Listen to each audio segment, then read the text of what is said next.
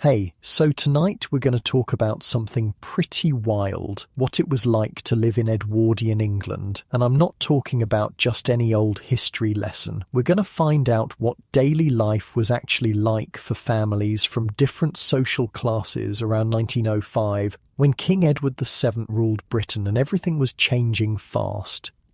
Oh, and if you're enjoying these stories, I'd really appreciate a like or subscribe. Super curious where you're all listening from, so drop a comment with your location and what time it is there. Always blows my mind how people are falling asleep to this all over the world. All right, find that cozy spot, take a nice slow breath and just let your body sink into whatever you're lying on. We're heading back to Edwardian England, and trust me, you're going to be real grateful for that mattress by the time we're done. So congratulations, you just woke up in the Edwardian era, around 1905. Let's say it's a chilly spring morning in northern England, in a seaside town called Morecambe.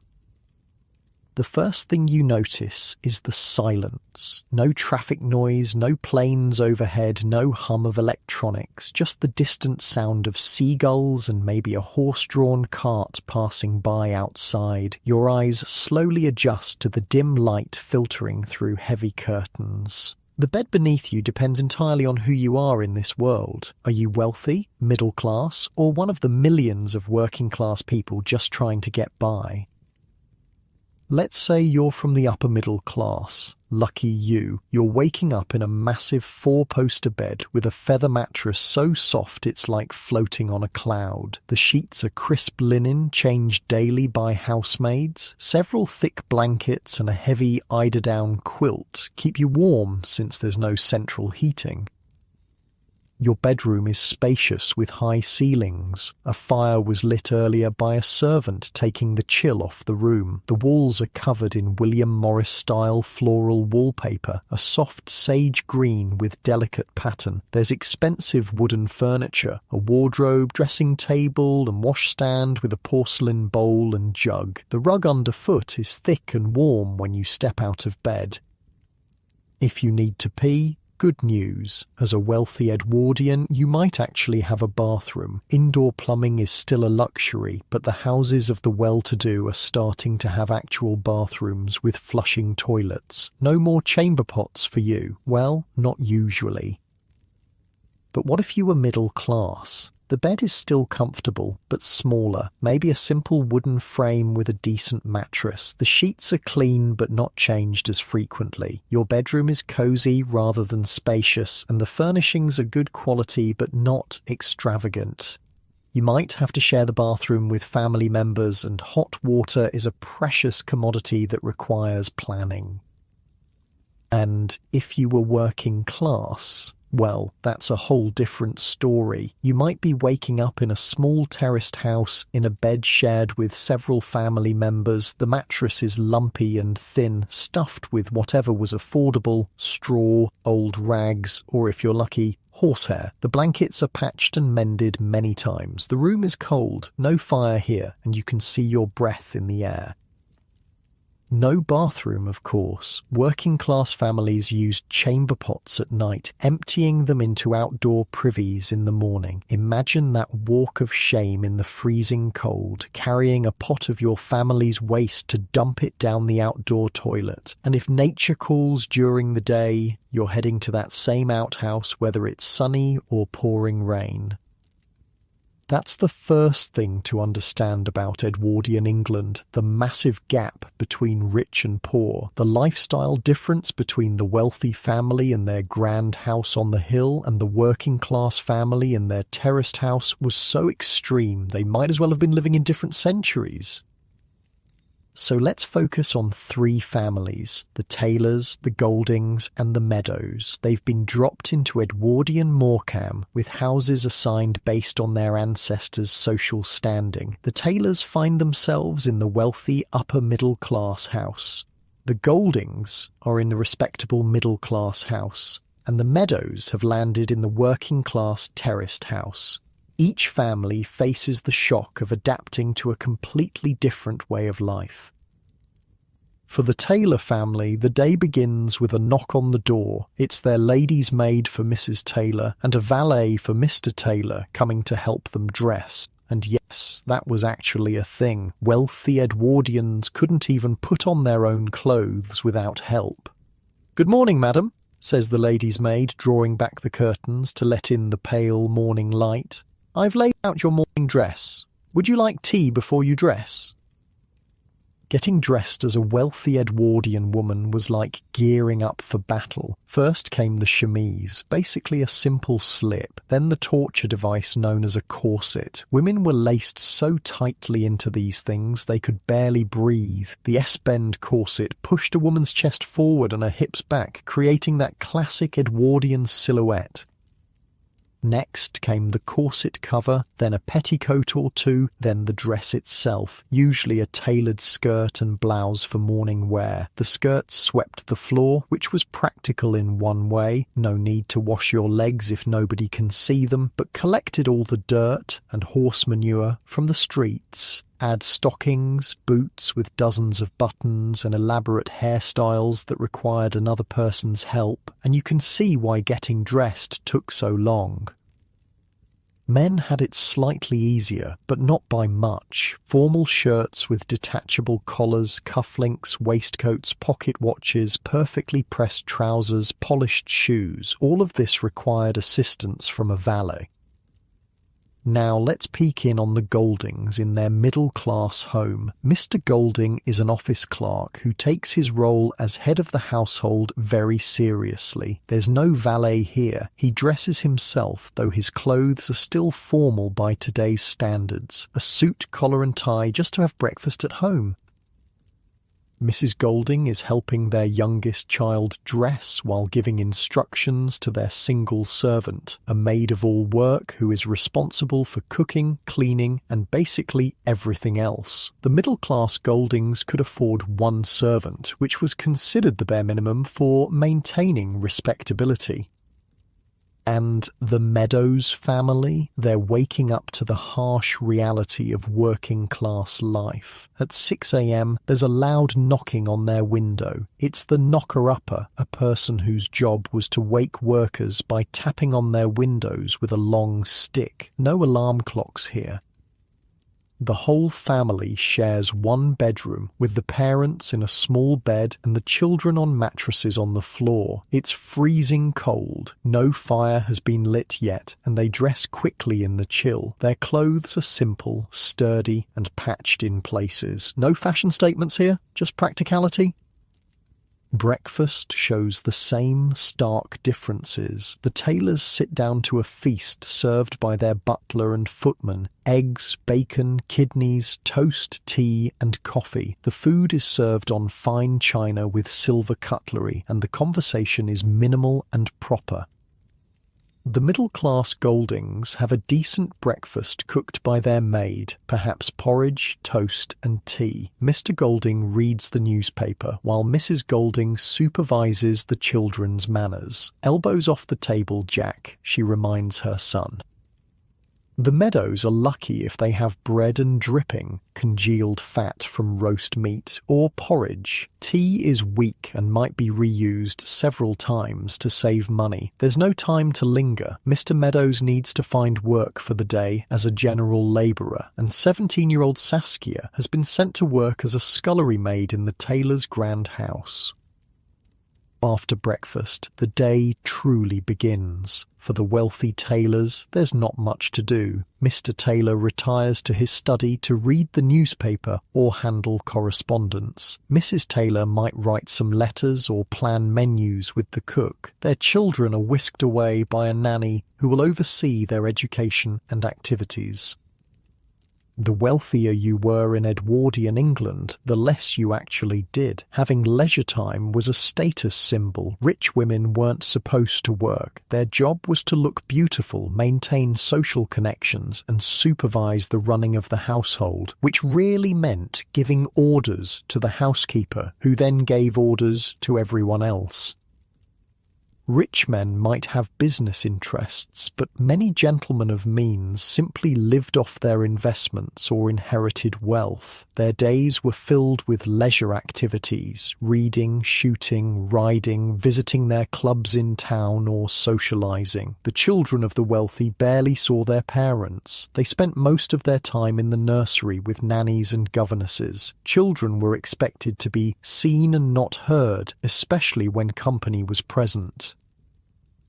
I shall endeavour to instruct the children academically, morally, and spiritually, the nanny tells Mr. and Mrs. Taylor as she whisks the children away after they give their mother a quick kiss goodbye. The middle-class Goldings are busier. Mr. Golding heads to his job at the local council office, where he'll spend the day addressing envelopes. It's monotonous work, but it provides a stable income of 57 shillings a week, a decent middle-class salary. Mrs. Golding manages the household with one servant, which means she still does quite a bit of work herself. She needs to plan meals, handle the household accounts, and oversee the cleaning and cooking. The children are her responsibility too. Middle-class families rarely employed nannies.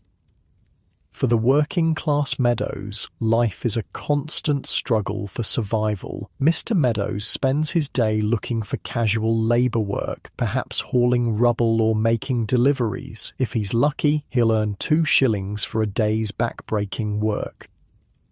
Mrs. Meadows has turned their home into a laundry business, taking in washing from neighbours. It's exhausting work, hauling water, boiling clothes in a copper tub, scrubbing, wringing, hanging to dry, and then ironing with heavy flat irons heated on the fire. Daughter Genevieve helps her mother with the laundry. Meanwhile, Saskia Meadows is living the life of a scullery maid at the tailor's house. As the lowest-ranking servant, her work is the dirtiest and most physically demanding. She rises at 5 a.m., lights the kitchen fires, carries coal, scrubs floors, and scours pots and pans. Her hands are raw from the harsh soap and hot water.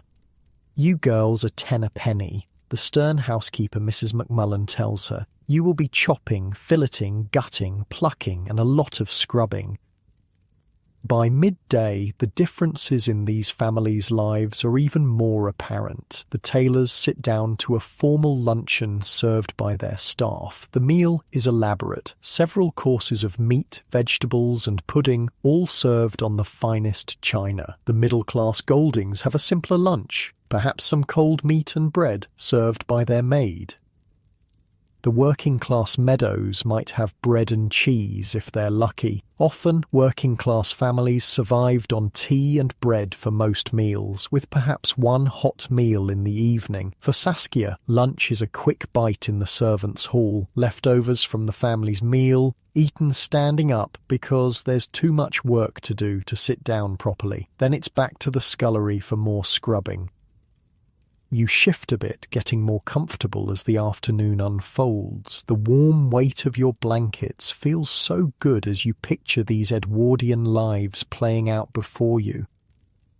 In the grand Taylor house, the afternoon is for social calls and leisure. Mrs. Taylor might receive visitors or go out to pay calls herself, leaving her visiting card at the homes of her social circle. Or perhaps she'll take a bicycle ride with her eldest daughter Megan. Cycling was becoming popular among wealthy women as a form of exercise and freedom.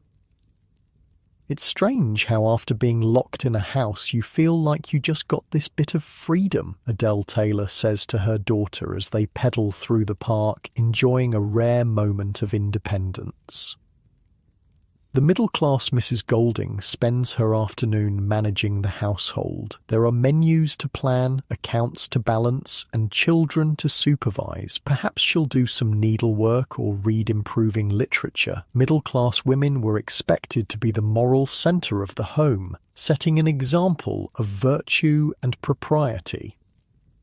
And the working class Mrs. Meadows? She's still elbow deep in other people's laundry, her back aching, her hands chapped and raw. There's no rest for the working classes. Every penny counts, and if she doesn't finish the washing, she doesn't get paid. Your breathing naturally slows as you sink deeper into your comfortable bed, your muscles gradually relaxing as the story continues with the Edwardian families going about their very different daily lives. At the Taylor house, young Saskia is given the humiliating task of cleaning the toilets, scrubbing away at the porcelain with a stiff brush. What you're doing is taking off all the urine from inside the lavatory, Mrs. McMullen instructs, as if Saskia hasn't figured that out. The reality of being a servant was far from the romantic version we sometimes see in period dramas. It was exhausting physical labour from dawn until late at night, with barely any time off. Servants worked 14, 16-hour days, usually with only half a day off per week, if that. They lived in the same house as their employers, but inhabited a completely different world, using separate stairs and entrances, eating different food, and living by strict rules. There was a rigid hierarchy among servants too. At the top were the butler and housekeeper, who supervised everyone else. Then came the lady's maid and valet, who served the family directly. Below them were the cook, footman, and housemaids. At the very bottom were the scullery maids, kitchen maids, and hallboys, usually children as young as 12 or 13, who worked for next to nothing. For all this, Saskia will earn 5 shillings a week, a pittance but a crucial contribution to her family's survival. They need 22 shillings a week just to pay the rent and basic bills. As the afternoon wears on, you relax deeper into your comfortable position, feeling the weight of your body sink pleasantly into the mattress. Your muscles are releasing any tension now, melting into that perfect state of comfortable heaviness as we continue exploring these Edwardian lives. For Mr. Meadows, the day has been frustrating. After hours of searching, he's found just one job, moving rubble with a wheelbarrow. It's back-breaking work for which he'll be paid 2 shillings. Not enough to support his family, but better than nothing. I spent the whole day worrying that I can't provide food for them, he confesses. I was a useless parent. I can't look after my daughter. They're all going to be real unhappy. Mr. Taylor, meanwhile, is enjoying an entirely different kind of afternoon. He's taken his son Joseph Clay pigeon shooting at a local stately home. It's a pleasant diversion for a man of means, striding across manicured lawns with a shotgun tucked under his arm, teaching his son the gentlemanly art of shooting. By sheer coincidence, Mr. Meadows is also at the stately home, not as a guest, but as a labourer. He's been hired to shovel manure, and as he works, he catches sight of Mr. Taylor and his son enjoying their leisure. I didn't like being called by my surname, Mr. Meadows thinks to himself. For some reason, I didn't want to raise my eyes to them. I didn't want to look them in the eye. I definitely felt that, which is weird. I wasn't expecting it. The class divide wasn't just about money and material things, it was ingrained in people's minds, in how they carried themselves, how they spoke, how they saw the world. The working class were expected to be deferential, to know their place, and what about the women of the Taylor household? With her husband and son away for the afternoon, Adele Taylor finds herself at loose ends. Despite living in a house of luxury, she feels strangely trapped. I feel a bit resentful of Michael, who's gone out living the life of Riley, can't even be bothered to tell me where he's going or when he'll be back, she confides. I feel like a prisoner in this house. There's this illusion of this powerful woman with the status and this fancy house, and actually it's all lies. For upper-class Edwardian women, the gilded cage was very real. They had status, luxury, and servants, but very little freedom or purpose. They couldn't work, couldn't vote, couldn't even manage their own money. Their role was ornamental, to look beautiful, maintain social connections, and produce heirs. Back at the middle-class Golding house, Mrs. Golding is preparing for her husband's return from work. The children are being kept quiet and clean, the house is tidy, and a hot meal is ready. Middle-class wives were expected to create a peaceful haven for their hard-working husbands. The fire is going, dinner is almost ready, and the children are washed and ready to see their father, she tells the maid, checking that everything is perfect. When Mr. Golding returns from his day at the office, he expects to be treated like the king of his small domain. The middle-class home was his castle, and his word was law. "Why are the stairs still covered in dust?" he demands of his wife as soon as he walks in. "I've been cooking your dinner and cleaning everywhere," she replies.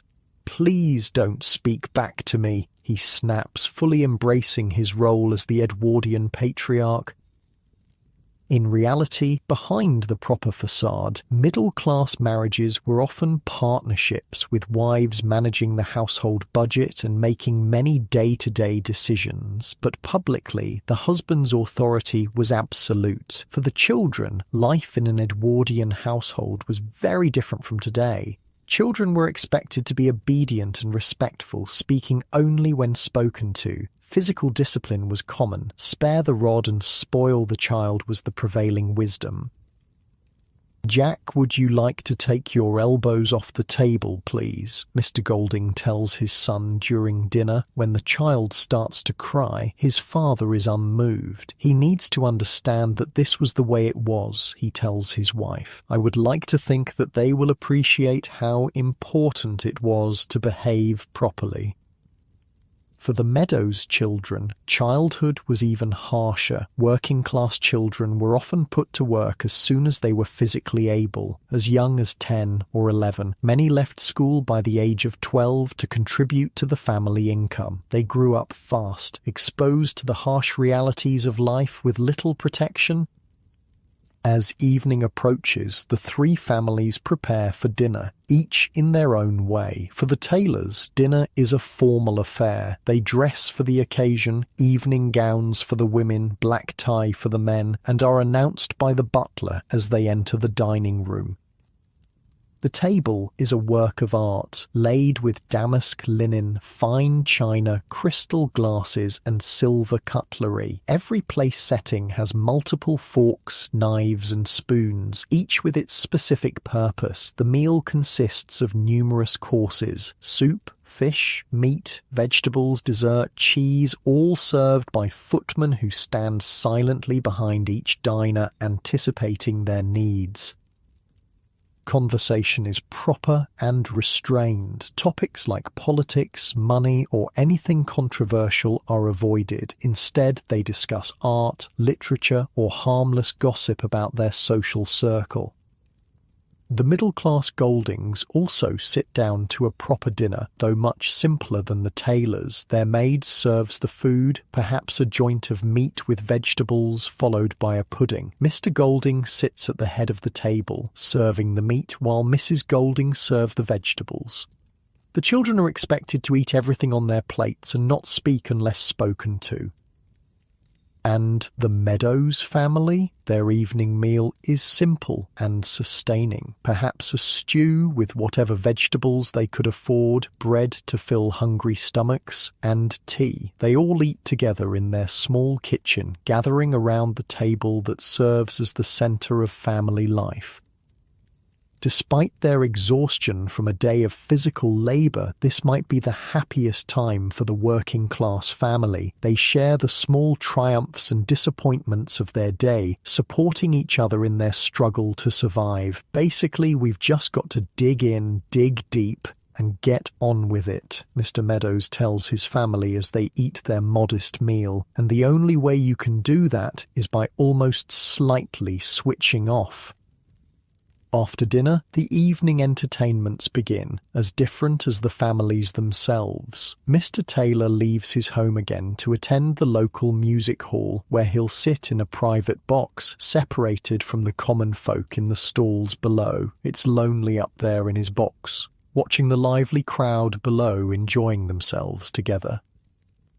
I'm here on my own, which is a horrible feeling, knowing that Adele and the children are at home and they would love the show, he reflects. I miss the kids and I miss being around the wife. By coincidence, the Meadows family has scraped together enough money for cheap seats at the same music hall. They sit in the stalls, singing along with the performers, laughing and clapping together. Despite their poverty, they're enjoying a rare evening of entertainment as a family. Meanwhile, Adele Taylor has been tasked with hosting a dinner party for some important guests, a social obligation that fills her with dread. I just don't think I'm pushy enough to associate with people with a law degree from Cambridge University, she says. I'd rather invite the working class people from down the road for a jolly old knees up in here, but I don't think that's going to happen. Social events were serious business for the upper classes. Dinner parties were carefully orchestrated performances designed to maintain and enhance one's social standing. The guest list was strategically created, the menu planned to impress, and the conversation steered to showcase the hosts in the best possible light. The food was extravagant, multiple courses of rich, elaborate dishes prepared by the cook and her staff. An evening like this could cost more than a poor family had to live on for 2 years. In the Golding household, the evening is spent in quiet domestic activities. Mr. Golding might read the newspaper while Mrs. Golding does needlework. The children might be allowed to play quiet games or read improving books. Later, they gather for family prayers before bed, a common practice in middle-class households. As the evening wears on, preparations for bed begin, again vastly different depending on social class. In the Taylor house, the lady's maid helps Mrs. Taylor undress, removing her evening gown, corset and various undergarments. She brushes out her mistress's hair with 100 strokes, then braids it for the night. She lays out a nightgown warmed by the fire. Mr. Taylor is similarly assisted by his valet, who helps him out of his evening clothes and into his nightshirt. The bed has been turned down by a housemaid, a warming pan run between the sheets to take off the chill. The Goldings undress themselves but maintain proper modesty. Mr. and Mrs. Golding have separate bedrooms, common among the middle classes who could afford the space. Nightclothes are worn, and Mrs. Golding wears a nightcap to keep her hair tidy. And the Meadows family, they simply collapse into bed, often still wearing some of their day clothes for warmth. The entire family might share one bedroom, with parents in the bed and children on mattresses on the floor. There's no privacy, no ceremony, just exhausted bodies seeking rest before another day of hard labour.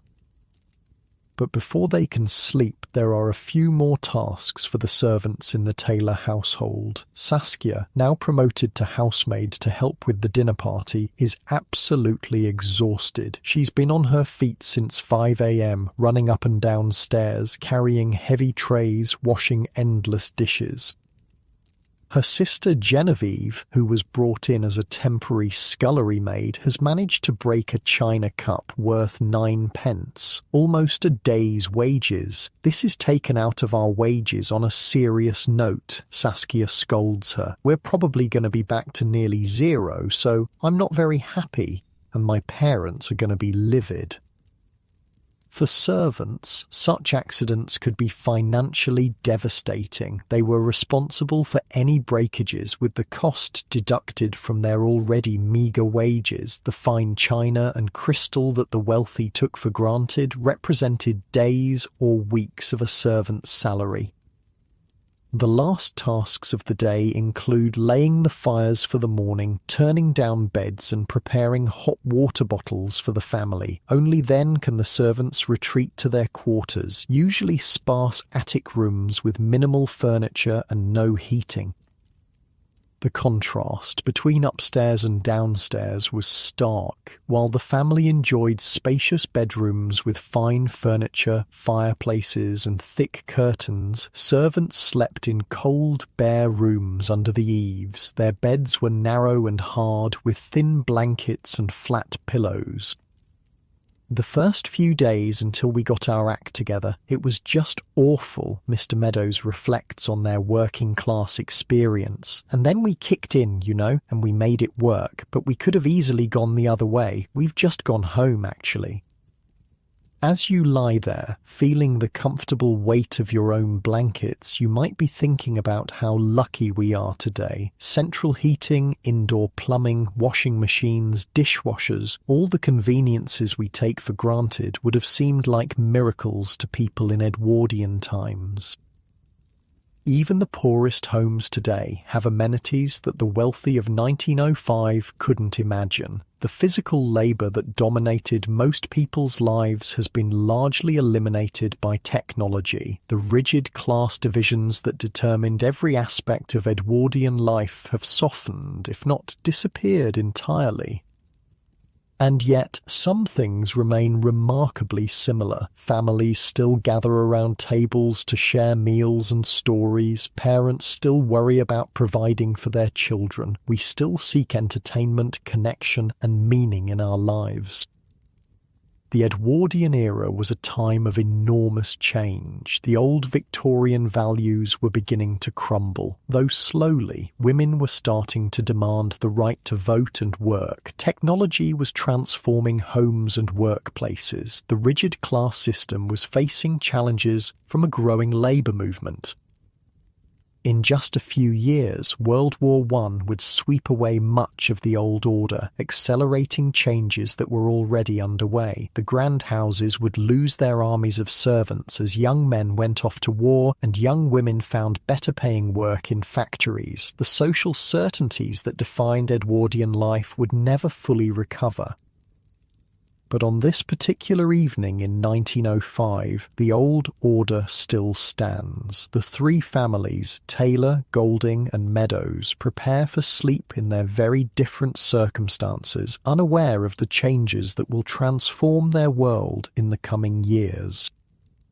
As you relax more deeply into your comfortable position, you can almost feel the rhythms of that bygone era, the slow pace of life without smartphones and constant notifications, the simple pleasures of a family gathered around a fire, the physical satisfaction of work done with your hands. Your breathing naturally slows as you sink deeper into comfort, your muscles unwinding one by one. That delicious heaviness spreads through your limbs as we continue our journey through Edwardian England. In the Taylor house, the children are already asleep in the nursery, watched over by their nanny. The youngest, Alice and Lily, share a room, their faces peaceful in slumber. Joseph has his own room, as befits the male heir of the family. Megan, at 15, is considered almost grown up and has her own small bedroom near her parents. Mrs. Taylor lies awake thinking about her children. She barely sees them during the day. They spend most of their time with the nanny and governesses. I think they're missing us more than we're missing them actually, because we're having quite a lot of fun, Lily had told her mother earlier, not realising how the innocent comment would sting. The separation between parents and children was considered normal in upper-class households. Children were raised by professionals, nannies, governesses, and tutors who were experts in child rearing. Parents maintained a certain emotional distance, believing it would prepare their children for the unsentimental world they would face as adults. In the middle-class Golding home, the parents check on their sleeping children before retiring to their separate bedrooms. Despite the strict discipline he enforced earlier, Mr. Golding feels a pang of tenderness as he looks at his sleeping son. "It was lovely to hold him," he admits. "It makes me feel more like a dad, I'm a dad, not a father." The distinction was significant. A father was a remote authority figure, while a dad suggested a warmer, more emotional relationship. Edwardian fathers were expected to be the former, though many, like Mr. Golding, secretly longed to be the latter. And in the Meadows household, the entire family sleeps in one room, huddled together for warmth. Despite their exhaustion and the hardships of the day, there's a closeness here that the wealthier families lack. Physical proximity creates emotional intimacy, for better or worse. In all three households, darkness falls. Gas lights are turned down or out. Candles are extinguished. The day is done, and tomorrow will bring its own challenges and small triumphs. You shift slightly, finding that perfect spot as moonlight filters through the windows of these Edwardian homes, casting long shadows across the sleeping forms of our three families. The night wraps around them like a blanket, bringing a brief respite from the strict social codes that govern their waking hours. As they dream, perhaps they're free from the constraints of class and convention, free to imagine different lives. As dawn breaks over Edwardian Morecambe, the cycle begins again. The working day starts earliest for those with the least, the servants and the working class. In the Taylor household, the scullery maid is already up at 5 a.m, lighting the kitchen range and boiling water for morning tea. The hallboy is emptying chamber pots and cleaning boots. One by one, the staff begin their carefully choreographed morning routine.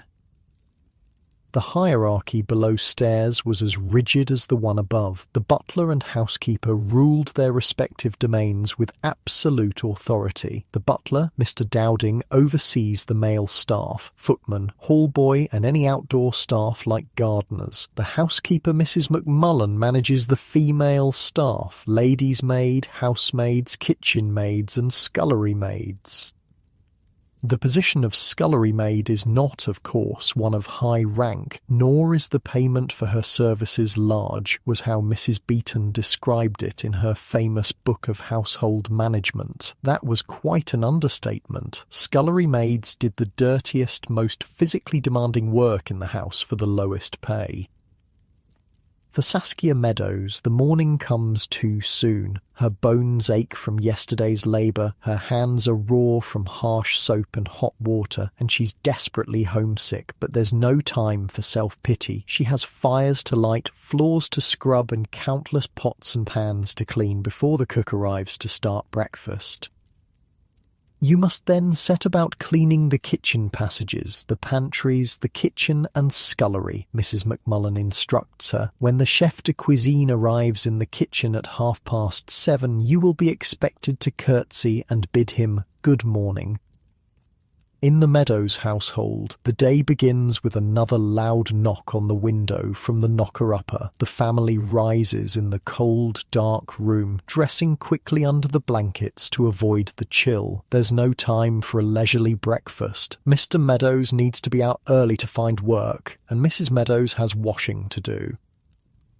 Everything takes so long to do. Everything's a major palaver, Mrs. Meadows sighs as she coaxes the fire to life. And all you do is think about food and tea and warmth. Food, tea, warmth, that's it. That's all you care about.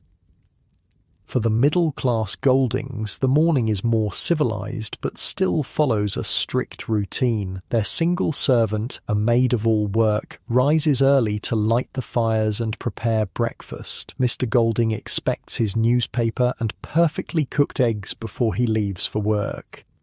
Mrs. Golding plans the day's meals and housekeeping tasks, working alongside their maid. And the wealthy Taylors? They continue to sleep peacefully while the house hums with activity below stairs. They'll be gently awakened with morning tea brought by their personal servants, then dressed and groomed before descending for breakfast. One of the most striking differences between Edwardian life and today was the approach to education. For the upper-class tailor children, education was tailored to their future roles in society. Boys like Joseph were being prepared for public school, which confusingly means private school in Britain, university, and a career in the professions or managing the family estate.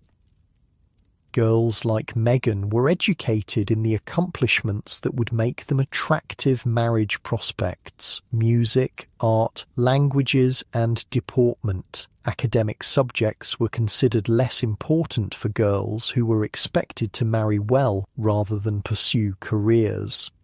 I shall endeavour to instruct the children academically, morally, and spiritually, the nanny assures Mrs. Taylor as she takes the children to the nursery for their morning lessons.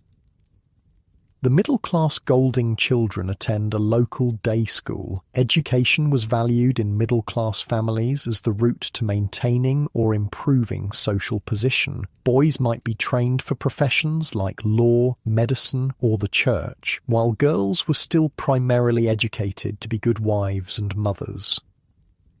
And the working-class Meadows children. In theory, education was compulsory until age 12, but in practice, many working-class children attended school sporadically or left early to contribute to the family income. The education they received was basic: reading, writing, arithmetic, and religious instruction. By mid-morning, the rhythm of the day is established. Mr. Taylor is in his study, perhaps managing his investments or writing correspondence. Mrs. Taylor is meeting with the housekeeper to discuss the day's menus and any household matters requiring attention. The children are in the nursery with their nanny and governess, learning their lessons. Joseph might be struggling with Latin verbs, while Meghan practices the piano. The younger girls, Lily and Alice, are learning simple arithmetic and reading. "We normally eat together, but now we're not allowed to eat together, which is quite weird," Lily observes, missing the family meals they enjoyed in their modern life. Mr. Golding is at his desk at the council office, addressing envelopes with meticulous care. The work is monotonous but respectable, a crucial distinction in Edwardian society. Manual labour, no matter how skilled, was considered lower status than even the most tedious office work. Boring, bored, boring. The only words that are coming to my mind, Mr. Golding thinks as he seals another envelope. So far, I think me doing this job absolutely sums up middle-class Edwardian life. A little bit stuffy, a little bit boring. Mrs. Golding is at home, supervising the maids cleaning and doing her own share of housework. Middle-class women were expected to be hands-on household managers, not just decorative figures like their upper-class counterparts. The Golding children are at school, sitting in straight rows reciting lessons by rote. Discipline is strict, a ruler across the knuckles for wrong answers or misbehaviour. Education was viewed as a serious business, not something that should be particularly enjoyable.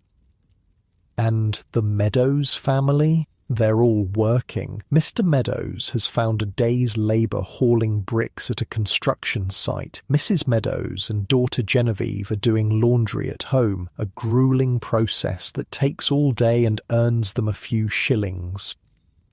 Doing laundry in 1905 wasn't a matter of tossing clothes in a machine and pressing a button. It was physically demanding work that followed a strict sequence: sorting, soaking, boiling, scrubbing on a washboard, rinsing multiple times, wringing by hand or through a mangle, drying, weather permitting, then ironing with heavy flat irons heated on the stove. I do figure that this was absolute labour of anything but love, Mrs. Meadows reflects as she wrings out another sheet. This was a necessity to just earn money. Saskia continues her duties at the Taylor house, now promoted to housemaid because of her good work. The promotion means slightly better pay and slightly less disagreeable work, though it's still physically demanding. As a housemaid, she's responsible for cleaning bedrooms, dusting, polishing, and helping serve meals. "I've been so proud of both of them," Mr. Meadows says later, reflecting on his daughter's hard work. "I cannot believe the girls have really had to change because if anything, they're probably, they're a little bit more spoilt at home."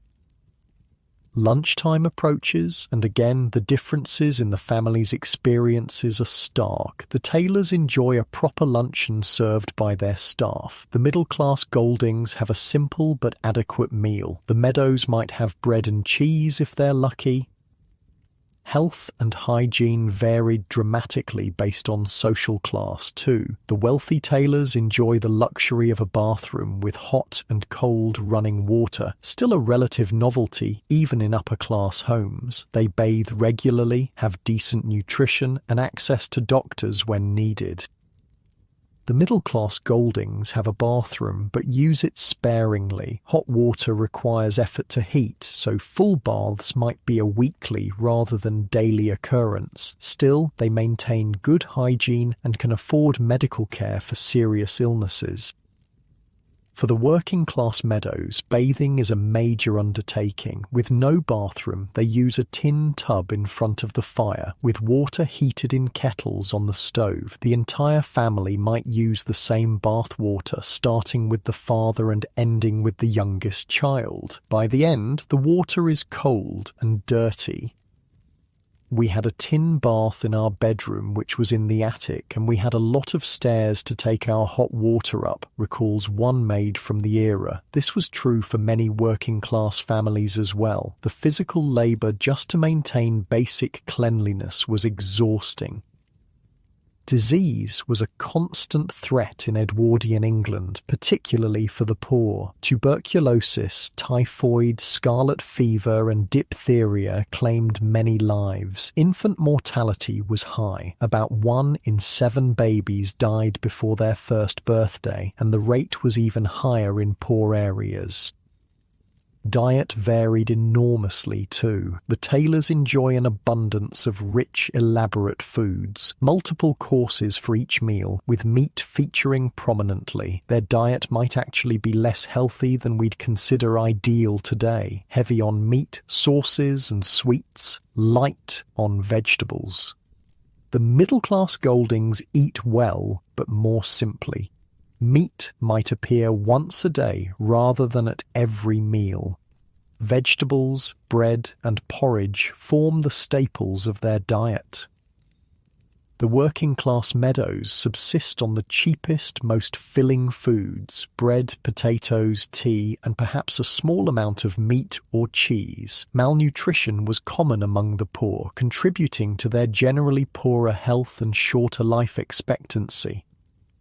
As the afternoon progresses, the Edwardian social calendar comes into play. For women like Mrs. Taylor, social calls are a crucial part of the day. These weren't just friendly visits, but a complex system of social networking and status maintenance. Women would leave their calling cards at the homes of their acquaintances. If the lady of the house was at home, a brief visit of exactly 15 minutes would ensue, with conversation on approved topics. Never anything controversial or too personal. If she was not at home, which might be a polite fiction rather than literal truth, the card would be left as evidence of the attempted call. I feel a bit resentful of Michael, who's gone out living the life of Riley, can't even be bothered to tell me where he's going or when he'll be back, Mrs. Taylor confides. I feel like a prisoner in this house. Despite their apparent privilege, upper-class women often felt trapped by the rigid social expectations placed upon them. Their days were filled with meaningless social rituals, and their choices were severely limited by convention. For middle-class women like Mrs. Golding, afternoons might include some social calls, but they also involved practical household management. She might do some mending, write letters, or work on the household accounts. Working-class women like Mrs. Meadows had no time for social niceties. Every waking hour was devoted to work. earning money, maintaining the home, caring for children. Leisure was an unaffordable luxury. The Edwardian era was a time of significant political and social change, though the impact varied by class. The women's suffrage movement was gaining momentum with both peaceful and militant campaigns for the right to vote. The labour movement was growing stronger, with workers organising to demand better conditions and pay. The Liberal government was introducing social reforms, including old age pensions and health insurance for workers. But these grand social movements often seemed remote from daily life, especially for those focused on basic survival. Mrs. Meadows has little energy to think about voting rights when she's worried about putting food on the table. The women of the 1900s must have been absolutely rock-like, she reflects as she hangs another sheet to dry. They would have eaten after the rest of their family, especially their children. They had to be up earlier than everyone else. They had to go to bed later than everyone else. It makes me quite emotional, actually. For the Taylor children, the afternoon brings a rare treat, an outing with their nanny to the park. Even this simple pleasure is governed by strict rules of behaviour. The children must walk sedately, speak quietly, and maintain perfect manners at all times. Children should be seen and not heard, was the prevailing philosophy. Any breach of decorum would be swiftly corrected by Nanny, whose authority in matters of child-rearing superseded even that of the parents. The Golding children return from school and have a simple tea of bread and jam before starting their homework. Discipline remains strict. Mr. Golding expects perfect behaviour and diligent study. "Jack, would you like to take your elbows off the table, please?" he reminds his son. When the boy starts to cry, Mr. Golding is unmoved. He needs to understand that this is the way it was. In the Meadows household, the children help with chores as soon as they return home. There's always work to be done, water to be carried, coal to be fetched, younger siblings to be minded. Childhood was brief for the working class. As evening approaches again, the three families prepare for another night. The cycle of meals, entertainment and bedtime rituals repeats, with each family living out their assigned role in the Edwardian social hierarchy. For the servants in the Taylor household, work continues late into the night. There are dishes to wash, silver to polish, clothes to prepare for tomorrow. Only when the family has retired can the staff begin to think about their own rest. Scullery maids rose very early in the morning, often at 5 or 6 a.m., and after a day of scrubbing and carrying water and heavy pots, she would stumble into her simple attic bed at 10 p.m. One historian notes, that meant a 17-hour workday with barely a break. You find yourself sinking deeper into comfort as you imagine these Edwardian lives so different from your own. Your breathing has naturally slowed, becoming deeper and more rhythmic. The weight of your body feels pleasantly heavy against the mattress. As twilight falls over Edwardian Morecambe, gas lamps and candles are lit in homes across the town. The Taylors' grand house blazes with light, gas chandeliers in the main rooms, oil lamps and candles in bedrooms. The middle-class Goldings use gas lighting more sparingly, supplemented with candles. The working-class Meadows rely primarily on candles, using them cautiously to make them last. Electric lighting was just beginning to appear in wealthy homes, but was still a novelty. Most Edwardian homes were lit in ways that would seem dim and flickering to modern eyes. Imagine trying to read or sew by candlelight, the shadows dancing on the walls, the constant need to trim wicks and refill oil. Your eyelids feel pleasantly heavy as you visualize these scenes from a bygone era. Your muscles relax more deeply with each breath, melting into that perfect state of comfortable rest as our journey through Edwardian England continues with the evening activities of our three families. Evening in Edwardian England brought its own rituals and routines, distinct for each social class. As darkness fell, the warm glow of gas lamps and candles created islands of light in the gathering shadows. In the grand Taylor house, preparations for dinner are well underway. The cook is putting final touches on elaborate dishes in the kitchen, while footmen polish silver and crystal in the dining room. The family is dressing for dinner, an elaborate ritual for the upper classes. For wealthy Edwardian women like Mrs. Taylor, changing for dinner meant a complete transformation. First, they would change their underwear. Yes, even that was different for evening. Then a formal evening gown would be donned with the help of a lady's maid. These gowns were works of art. Silk, satin or velvet, adorned with lace, beading or embroidery. The bodice would be low-cut to display jewellery, while the skirt swept the floor in an elegant train. Hair would be styled elaborately, often with jewelled combs or fresh flowers. Gloves were essential, typically reaching above the elbow. The final touch would be jewellery, diamonds if you had them, or the best you could afford if you didn't. Men had it slightly easier, but still changed into formal evening wear. Black tailcoat, white waistcoat, starched white shirt with wing collar and black bow tie. This formal dress code was non-negotiable in upper-class homes, even when dining alone as a family. In the middle-class Golding home, dinner is a simpler affair. While Mr. Golding might change his jacket, full evening dress would be reserved for special occasions. The meal itself is substantial, but lacks the multiple courses and elaborate presentation of upper-class dining. The Golding's maid serves the food and then withdraws, leaving the family to eat in privacy. Conversation is more relaxed than in the Taylor household, though still respectful. Children are expected to contribute politely when spoken to, but not to dominate the conversation.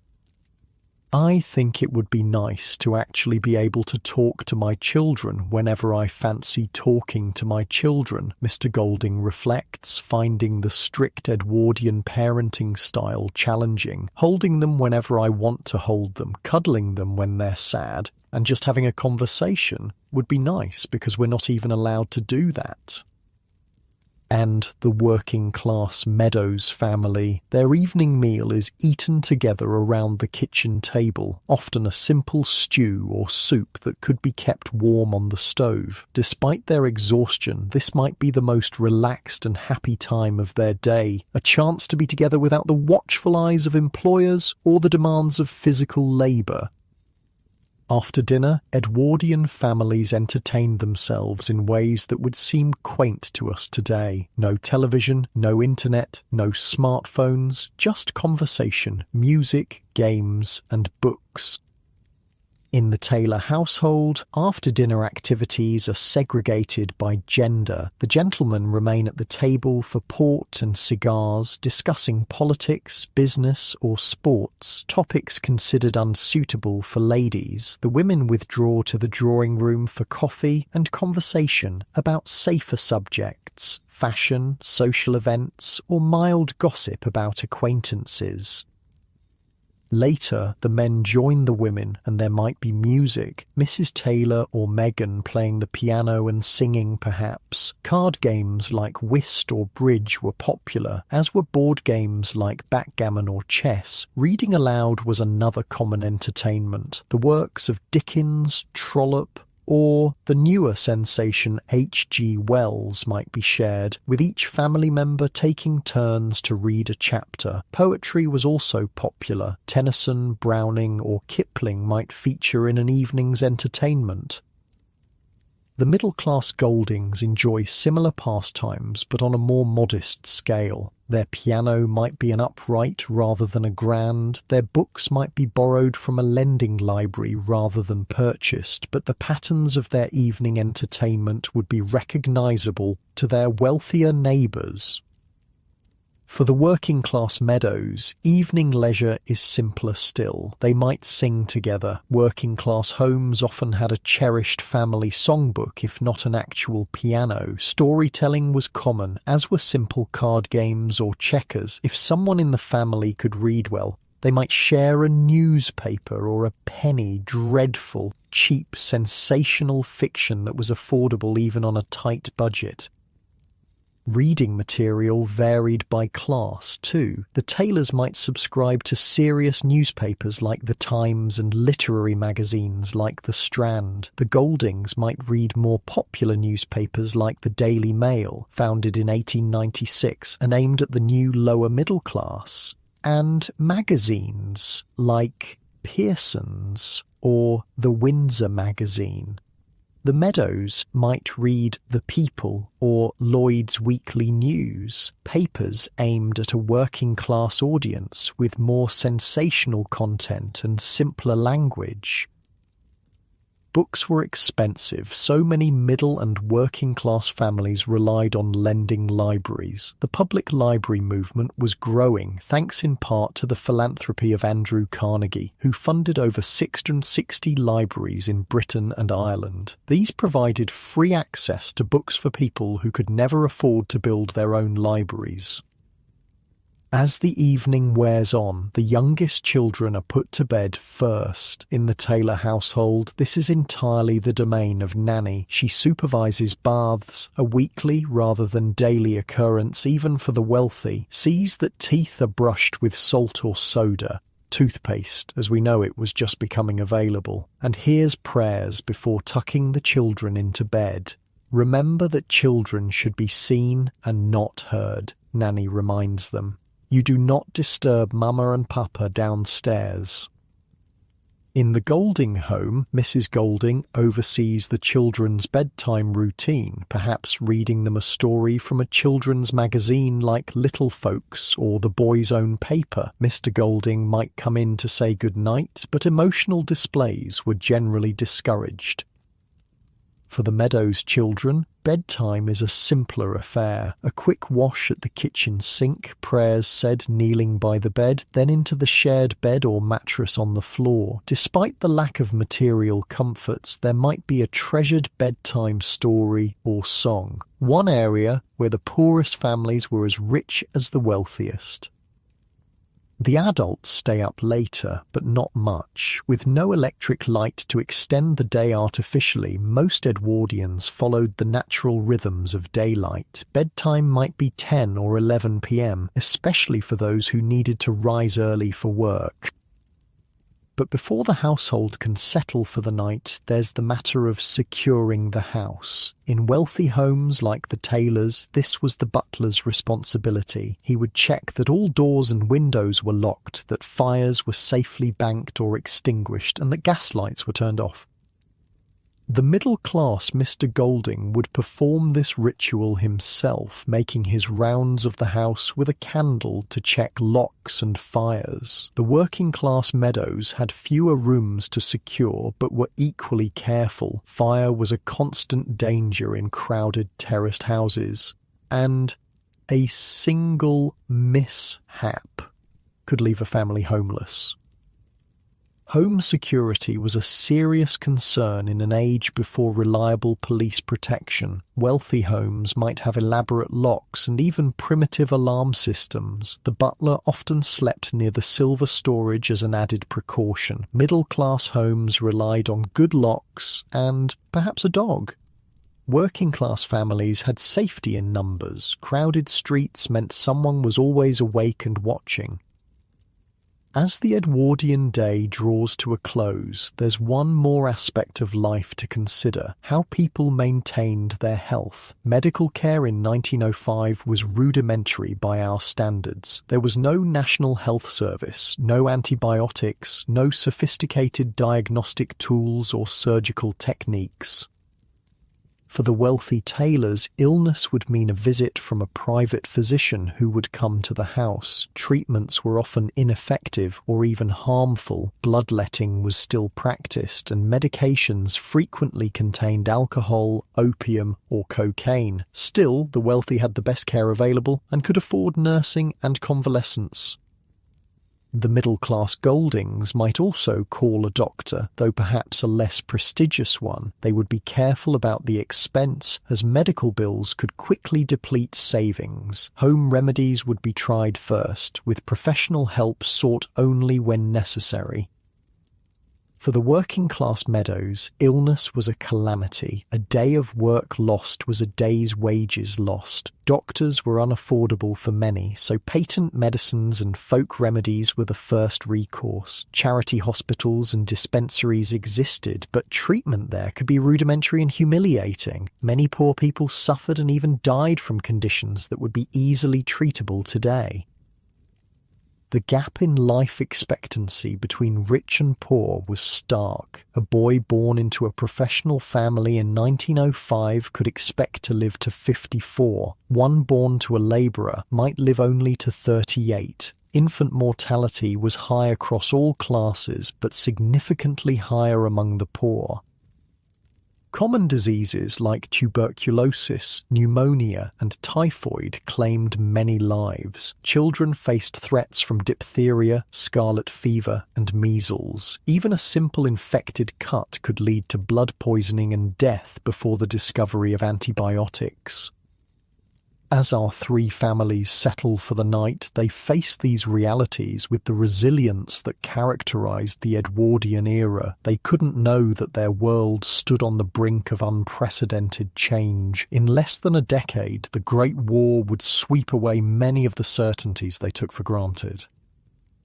The rigid class system would be shaken by the democratic experience of the trenches. The servant class would be decimated as young men died in France and young women found better-paying work in factories and offices. The political landscape would be transformed by universal suffrage and the rise of the Labour Party. But on this night in 1905, the future is unknown. The Taylors retire to their separate bedrooms, helped by their personal servants. The Goldings check on their sleeping children before going to their own rooms. The Meadows huddle together in their shared bedroom, finding warmth and comfort in proximity. As you relax deeper into your comfortable bed, feeling the pleasant weight of your blankets, you might reflect on how much has changed in just over a century. The material comforts we take for granted, central heating, hot water on demand, refrigeration, washing machines, indoor plumbing, more, would seem like miracles to even the wealthiest Edwardians. Our social freedoms would be equally astonishing. The idea that people could choose their own careers regardless of birth, marry for love across class lines, or live as they please without rigid social conventions would be revolutionary to our Edwardian ancestors. Yet, some things remain remarkably similar.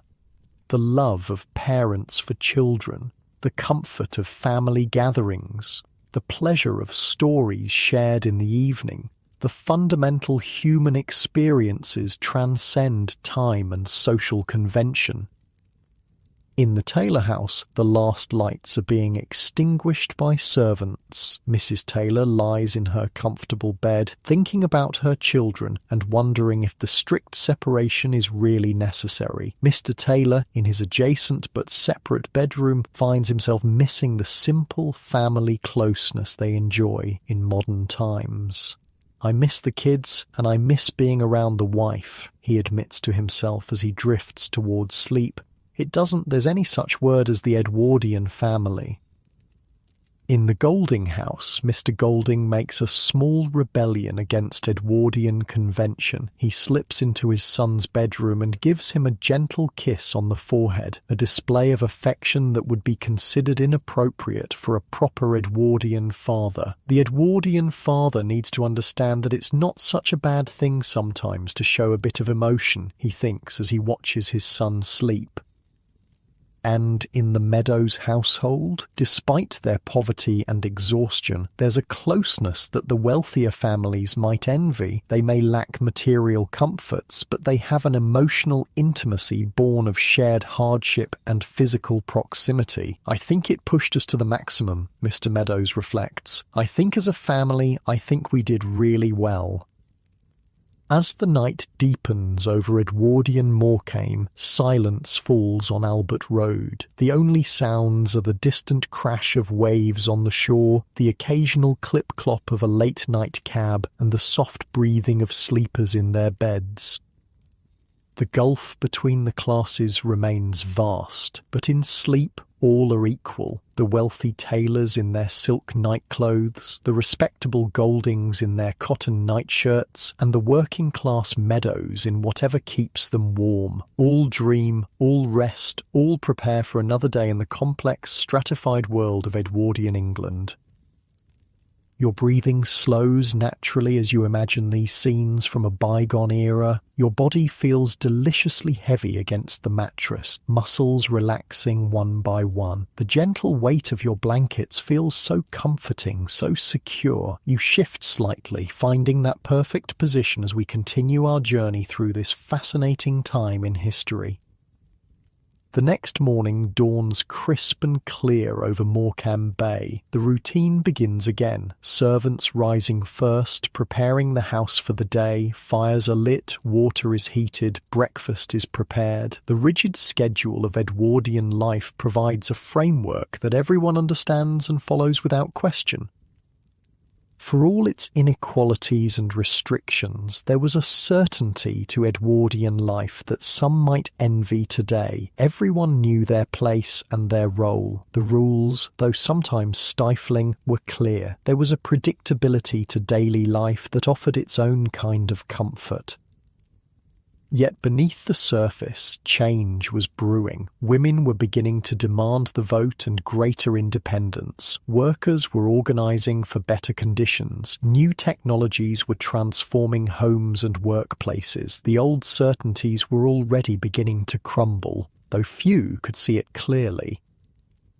You settle deeper into your comfortable position, feeling your body grow heavier and more relaxed with each breath. That delicious sensation of sinking into the mattress spreads through your limbs as we continue following our Edwardian families through their very different daily lives. As we continue our journey through Edwardian England, the rhythms of daily life play out across all three households. The contrast between their experiences reveals so much about this fascinating period of history caught between the Victorian past and the modern future. For our three families, the days follow their established patterns. The wealthy tailors live lives of leisure and social obligation, supported by an army of servants who remain largely invisible to them. The respectable middle-class Goldings balance work and propriety, maintaining appearances while managing with just one servant. The working-class Meadows struggle for daily survival, their lives defined by physical labour and the constant worry about making ends meet. Yet, as the week progresses, each family begins to adapt to their situation, finding small ways to cope with the constraints of Edwardian life. In the Taylor household, Mrs. Taylor and her eldest daughter Megan have discovered an unexpected freedom in bicycle riding. The bicycle had been revolutionary for women's independence, allowing them to travel unchaperoned and necessitating more practical clothing. It's strange how after being locked in a house you feel like you just got this bit of freedom, Adele Taylor says as they pedal through the park. I want to run around the park like, yeah, free, and I'm kind of just not wanting to go back home. For women accustomed to the freedoms of the 21st century, the restrictions placed on Edwardian women were particularly challenging. They couldn't vote, couldn't manage their own money if married, and were expected to centre their lives around home and family. The bicycle represented a small but significant crack in these limitations. Mr. Taylor, too, is finding Edwardian life challenging in unexpected ways. Despite his privileged position, he misses the casual family closeness of modern times. After attending the music hall alone, he feels a surprising emptiness. "I miss the kids and I miss being around the wife," he admits. The emotional distance that characterized upper-class family relationships leaves him feeling isolated despite his material comfort. In the middle-class Golding household, Mr. Golding is struggling with the role of the stern Edwardian father. His instinct to comfort his crying son conflicts with the expectation that he maintain strict discipline and emotional distance. I would like to think that they will appreciate how important it was to behave properly 100 years ago, he says, trying to justify his strictness, and that sometimes we don't really behave as politely and as nicely as children used to. But in private moments, he rebels against these constraints. One evening, he holds his young son Jack, something the perfect Edwardian father would rarely do. It was the first time I think I've held him, he reflects. It was lovely. It was really lovely. It makes me feel more like a dad, you know? I'm a dad, not a father. The distinction was significant in Edwardian times. A father was a remote authority figure, while a dad suggested a warmer relationship. Mr. Golding is discovering that the emotional restraint expected of Edwardian men comes at a high personal cost. For the working-class Meadows family, Edwardian life is physically grueling but emotionally straightforward. Despite their poverty, they maintain a closeness that the wealthier families might envy. Working together for survival creates bonds that transcend the material hardships they face. I think it pushed us to the maximum, Mr. Meadows reflects. I think as a family, I think we did really well. Mrs. Meadows has gained a new appreciation for the resilience of working-class Edwardian women. The women of the 1900s must have been absolutely rock-like, she says, emotion in her voice. They would have eaten after the rest of their family, especially their children. They had to be up earlier than everyone else. They had to go to bed later than everyone else. Their daughters, Saskia and Genevieve, have surprised themselves with their ability to adapt to service and hard labour. Initially horrified by the demands of being a scullery maid, Saskia has earned a promotion to housemaid through her diligent work. I just know that I have to get on with it now, so I might as well do it in a nice fashion, she decides, finding an inner strength she didn't know she possessed. As the week draws to a close, all three families have gained insights into their ancestors' lives that books alone could never provide. They've experienced firsthand the material conditions, social expectations, and daily routines that shaped Edwardian life. The Taylors have learned that wealth and privilege came with their own constraints. The emotional distance between family members, the rigid social obligations, and the performative nature of upper-class life all took a toll on genuine human connection. After living their life, I feel more detached from my ancestors, Mr. Taylor reflects. It's nice to do all the great things and do the stuff, but I don't want to do things on my own. I really don't. I want to do things with my family. The Goldings have discovered that middle-class respectability was built on a foundation of strict conformity. Every aspect of life, from dress to behaviour to household management, was governed by rules designed to maintain social position. We're bloody lucky, Mr. Golding says, thinking about his ancestors. We're lucky to be here, and we're lucky to be how we are. And the Meadows family has gained a profound respect for the hardiness of their working-class forebears. My ancestors, I don't know how they must have lived like this, Mr. Meadows says. My family's found it difficult when there's 4 of us in this house, and we're only here for 5 days. For them to live like this for the rest of their life must be very difficult, and it's quite heartbreaking. As you feel your body growing heavier and more relaxed, sinking pleasantly into your comfortable bed, let's reflect on what we can learn from these Edwardian lives. The Edwardian era was a time of transition, caught between the Victorian past and the modern future. It was the last gasp of an old order that would soon be swept away by war, technological change, and social upheaval. In many ways, it represents the childhood of our modern world. The rigid class system that defined Edwardian life has largely disappeared, though economic inequality persists in different forms. The gender roles that constrained both men and women have become more fluid, allowing greater freedom of expression and choice. The technologies that were just emerging then, electricity, automobiles, telephones, have transformed daily life beyond recognition. Yet some aspects of human experience remain constant across time. Family relationships, though expressed differently, matter just as much. The desire for security, connection, and meaning drives us just as it drove our Edwardian ancestors. The pleasures of good food, engaging entertainment, and comfortable rest are universal. Your breathing deepens naturally as you consider these connections across time. Your body feels pleasantly heavy now, sinking deeper into the mattress with each breath. That comfortable weight spreads through your limbs, a delicious relaxation flowing from head to toe.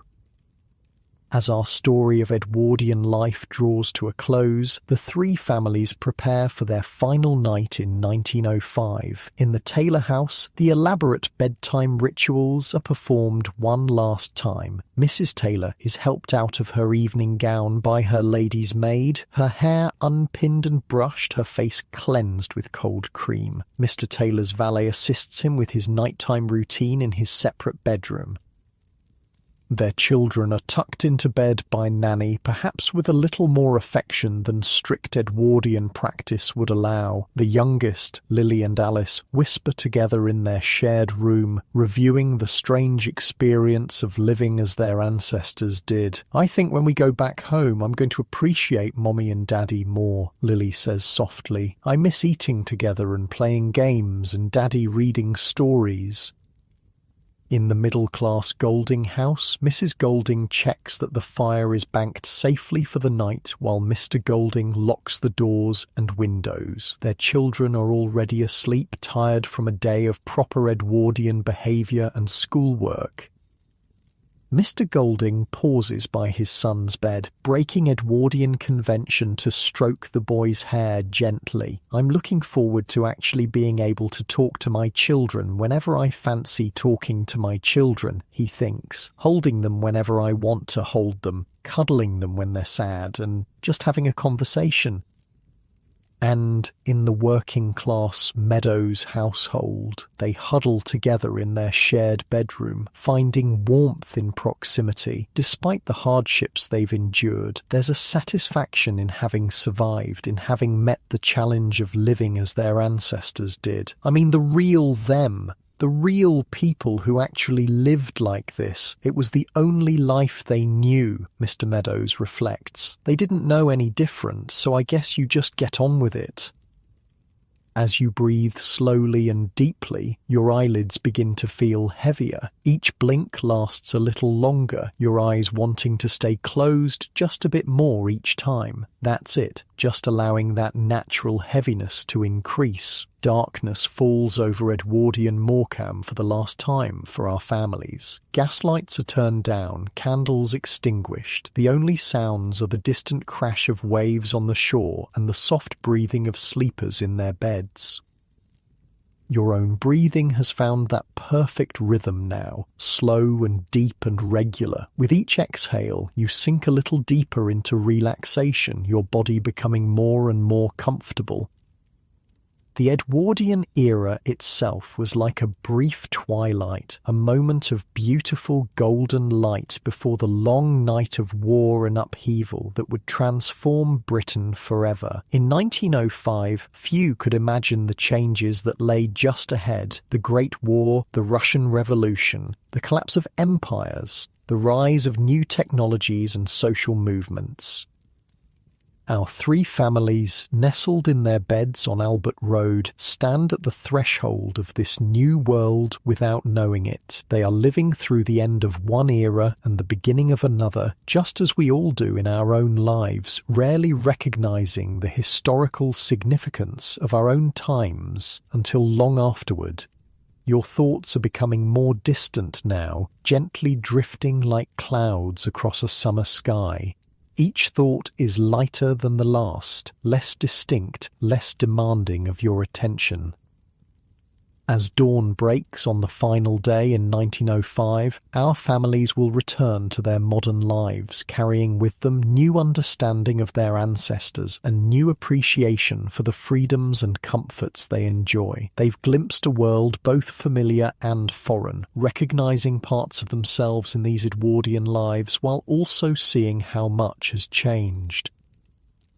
The child who grew up in the grand house might have become a soldier in the trenches of the Western Front. The respectable clerk might have lost his sons to war and his certainties to changing times. The labourer and laundress might have seen their children rise to the middle class as new opportunities opened after the war. History isn't just a series of events in textbooks, it's the lived experience of ordinary people, each with their own hopes, fears, struggles, and joys. Our ancestors were not so different from us in their fundamental humanity, though the world they inhabited shaped them in ways both subtle and profound. Your body feels wonderfully heavy now, completely supported by your bed. Each muscle has let go of tension, melting into perfect relaxation. That pleasant weight makes it seem as though you're sinking gently into the mattress, held in its comforting embrace. As you drift deeper towards sleep, imagine the night sky over Edwardian Morecambe. Without electric light pollution, the stars would have been brilliantly clear, a canopy of twinkling lights stretching from horizon to horizon. Perhaps our three families, looking up at those same stars from their different circumstances, felt momentarily connected to something larger than themselves, just as we do when we gaze at the night sky. Your eyelids are so heavy now, wanting to stay closed. Each blink lasts longer than the one before, your eyes remaining shut for longer periods. That's right, just allowing them to close whenever they want to, enjoying that comfortable feeling. The world of 1905 has faded into history, but echoes of it remain in our language, our architecture, our social structures, and our family stories. We carry the past with us, whether we recognize it or not, just as we carry the genetic legacy of our ancestors in our very cells. The Edwardian era, with its stark contrasts between luxury and poverty, its rigid social codes and its technological transformations, offers us a mirror in which to see our own time more clearly. The inequalities, technologies, and social changes they grappled with take different forms today, but the fundamental questions remain. How do we live together? How do we balance tradition and progress? How do we create meaning in our brief time on Earth? Your breathing has found that perfect sleep rhythm now, deep and slow and regular. With each breath, you drift a little closer to that peaceful threshold between wakefulness and dreams. As our story ends, imagine our three families returning to their modern lives, forever changed by their brief immersion in their ancestors' world. They step back into the present with new eyes, seeing both the gains and losses that time has brought. We've had the most wonderful foods I've never tasted in my life before, like being in the fanciest restaurant I've ever been, Mrs. Taylor reflects, and I haven't been able to enjoy it because the family haven't been with us. I think it would be nice not to turn on the TV all the time, Mrs. Golding thinks, remembering the Edwardian evenings of conversation, music, and games. I spent the whole day worrying that I can't provide food for them, Mr. Meadows says, understanding for the first time the crushing weight his ancestors carried. I was a useless parent. I can't look after my daughter. They're all going to be real unhappy. These insights about family connection, simple pleasures, and the fundamental need for security transcend time. They speak to us across the century that separates us from our Edwardian ancestors, reminding us of what matters most. You're drifting now, floating peacefully in that perfect state between wakefulness and sleep. Your thoughts are becoming more distant, like whispers from another room. Your body is completely relaxed, every muscle at rest. The Edwardian era, like all historical periods, eventually gave way to new realities. The certainties of 1905 would be shattered by the Great War, transformed by new technologies and challenged by changing social attitudes. Yet something of that world remains with us in our architecture, our literature, our social structures, and our collective memory. As you sink deeper towards sleep, imagine the continuity of human experience across time. The Edwardian mother who tucked her children into bed with a goodnight kiss, the father who worried about providing for his family, the child who looked up at the stars and wondered what the future might bring. In the most fundamental ways, they were like us, loving, hoping, fearing, dreaming. Your eyelids are too heavy to open now, your body too comfortable to move. Each breath carries you closer to sleep, each heartbeat a gentle rhythm lulling you toward dreams. The past is never truly gone. It lives in our family stories, our cultural inheritance, and the physical world we've built upon the foundations laid by previous generations. Our Edwardian ancestors would be astonished by our technology, confused by our social norms, but they would recognize our humanity, our need for connection, meaning, and security. As you drift off to sleep, carry with you this connection to the past. Like our three families returning from their Edwardian adventure, you've glimpsed another world, another way of being. Though separated by time, we share with our ancestors the fundamental experience of being human, with all its joys, sorrows, challenges, and triumphs. Your breathing is the perfect rhythm for deep, restful sleep now. Your mind is quiet, your body completely at ease. There's nothing you need to do, nothing you need to think about. Just allow yourself to drift deeper and deeper into peaceful slumber. The stars that shone over Edwardian Morecambe still shine tonight, connecting us to that distant time. As you sleep, you join the great human family across time and space, all of us dreaming beneath the same sky. Sleep well, sleep deeply, and when you wake, perhaps you'll carry with you some small insight from our journey through Edwardian England, some appreciation for our modern comforts, some understanding of our historical inheritance, some connection to the lives that came before our own. Good night, sweet dreams, safe passage to the land of sleep.